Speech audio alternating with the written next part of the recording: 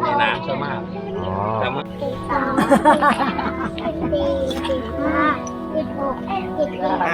ใกล้ถึงเวลาที่หากินแล้วหิวควายหิวมากเลยเวลาคุณลุงปล่อยควายก็จะลงเดินไปทางน้ำเลยครับทางน้ำไป